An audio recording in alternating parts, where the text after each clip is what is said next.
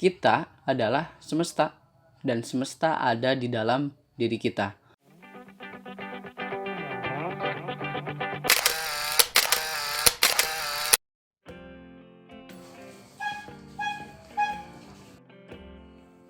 Halo teman-teman, berjumpa lagi dengan saya Anton di channel kesayangan kamu ya.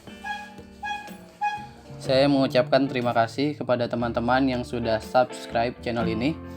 Saya kaget di video pertama saya yang sudah subscribe itu sudah 30-an.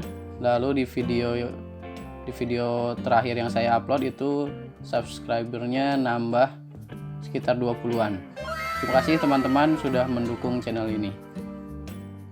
Bagi teman-teman yang belum klik tombol subscribe dan klik tombol loncengnya, diklik dulu ya. Hari ini kita akan melanjutkan video pertama. Jadi kalau kamu belum nonton, tonton dulu ya. Hari ini kita nggak akan terlalu serius ya. Kita belajar sambil tertawa ya. Karena tertawa adalah tanda bahwa kita itu ya. Sebelum masuk ke inti materinya, saya punya pertanyaan buat kamu. Pertanyaannya nanti kamu tulis di kolom komentar ya. Pertanyaan yang pertama, apa yang kamu takutkan dalam kematian? Kemudian yang kedua, menurut kamu kita itu butuh kematian atau tidak? Ya.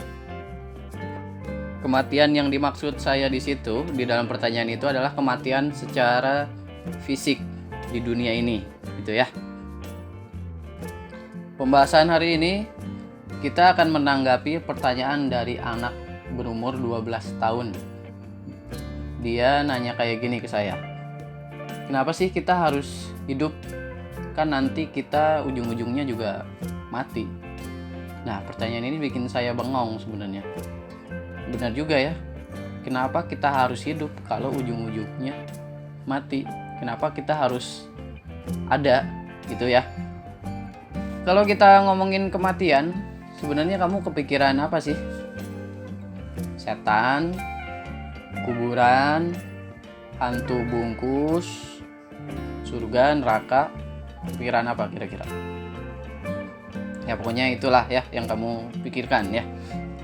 Kalau saya sendiri sih ketika kita ngomong kematian, saya kepikiran tentang kepantasan, kesunyian, kebebasan,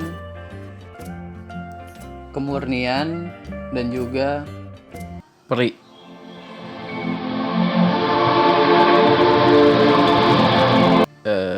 Ya, peri. Ya.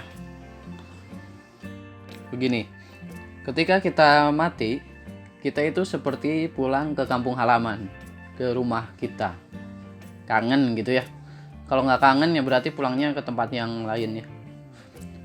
Dan yang akan kita temui itu siapa pada akhirnya? Tuhan ya. Tapi apa boleh kita ketemu Tuhan sembarangan tanpa persiapan? Harus persiapan kan? Persiapannya ya pakaian kita harus bersih, harus rapi, badan kita harus wangi, nggak boleh bau, tenggorokan kita nggak kering, bibir pecah-pecah sariawan. Wajah kita harus cerah, karena kita akan bertemu dengan Raja Alam Semesta. Coba deh kamu pandang langit sejauh-jauhnya.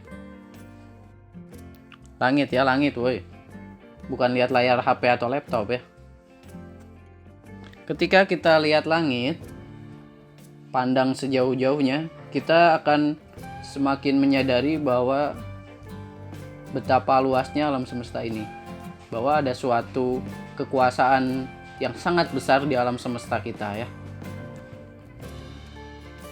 Persiapannya seperti itu. Persiapannya itu ya ketika kita hidup. Sebetulnya jadi kematian itu adalah jalan, sebuah pintu masuk untuk bertemu Tuhan secara utuh. Di mana hidup kita akan benar-benar menyatu dengan hidup Tuhan. Saya ulangi ya. Di mana hidup kita akan benar-benar menyatu dengan hidup Tuhan. Artinya kamu nggak akan kangen lagi tuh. Karena kamu sudah bertemu dengan seseorang. Ya bukan seseorang sih.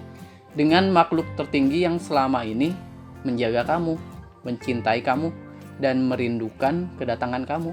Manusia sendiri sebetulnya sudah pantas, tapi dia belum pantas. Nah, gimana maksudnya? Sudah pantas tapi belum pantas. Kenapa? Menurut Diyarkara, seorang filosof,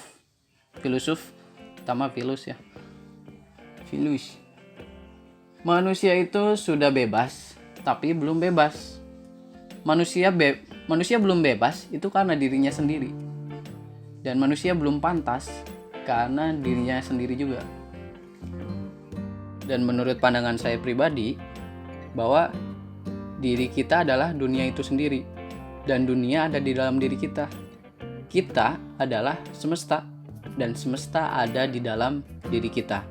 Ini kamu gak bisa mengartikan mentah-mentah, sekali lagi ya. Lalu apa kaitannya dengan kenapa kita harus hidup? Padahal ujung-ujungnya kita akan mati. Ya kembali ke yang tadi, bahwa kita harus melakukan serangkaian persiapan. Jiwa kita harus benar-benar siap.